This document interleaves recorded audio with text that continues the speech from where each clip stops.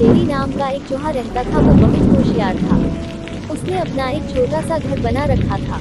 एक दिन उसे गांव में घूमते हुए एक जूता दिखाई देता है। वो जूता बहुत बड़ा था। जेरी सोचता है कि ये जूते तो बहुत बड़े और अच्छे हैं, मैं इसमें आराम से सो सकता हूँ। अब जेरी उस जूते को घसीटकर अपने घर के ले आता है। जूते को साफ सुथरा करके उसमें अच्छे से सोने का बिस्तर बना लेता है। उसको खूब अच्छे से सजाता है। अब जेरी बहुत खुश था। जब गांव के और चूहे उसके पास आते तो जेरी चूहा बहुत नखरे में अपने जूते पर चढ़कर बैठ जाता था। एक दिन एक छोटी चिड़िया निराली भी चूहे से मिलने आई। निराली बोली, जेरी भाई बहुत सुंदर घर सजाया है और इस जूते ने तो 4 चांद लगा रखा है। जेरी बोला, सुनो बहन, नजर मत लगा देना, मैंने बहुत मुश्किल से इसे सजाया है। तुम जैसों की नजर लगी ये खराब हो जाएगा। निराली को बहुत बुरा लगा। वो बोली, भाई मैं तो तुम्हें बधाई देने आई थी, लेकिन लगता है तुम्हारा घमंड तो 7वें आसमान पर है। जेरी बोला, मुझे किसी की बधाई की जरूरत नहीं है। मैं जानता हूँ तुम सब मुझसे जलते हो क्योंकि तुम बाहर सर्दी झेलती हो और मैं इस जूते में घुसकर आराम से सो जाता हूँ। निराली चिड़िया बिना कुछ कहे उड़कर वापस चली जाती है। अब जेरी सारे दिन घूमकर खाना खाता और रात को अपने जूते में आकर सो जाता था। धीरे धीरे जंगल के सभी जानवरों से उसने बात करना बंद कर दिया था। अब उसका कोई दोस्त नहीं था। धीरे धीरे समय बीतने लगा। एक दिन रात के समय जंगल में तेज बारिश होने लगी।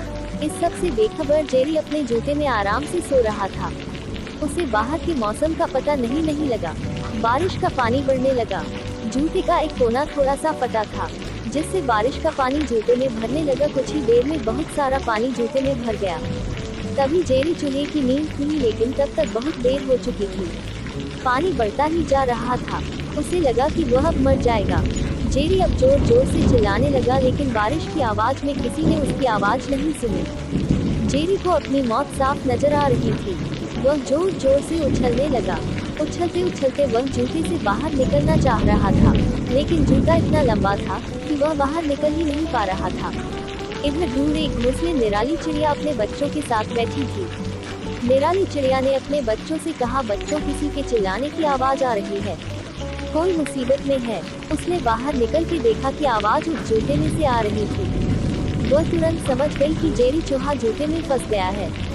निराली बहादुर थी। उसने बिना देर किए किसी तरह उड़कर वहां पहुंच गई। उसने देखा जेरी पानी में डूब रहा है। जेरी बोला, निराली बहन, मुझे बचा लो, नहीं तो मैं मर जाऊंगा।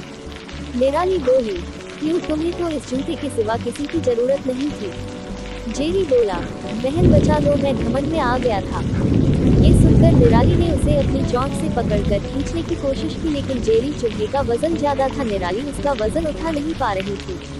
निराली बोली, भाई रुको, मैं अभी बाकी जानवरों को बुलाकर लाती हूँ। निराली जंगल में जाती है, लेकिन सभी जानवर जेरी चूहे की मदद के लिए मना कर देते हैं।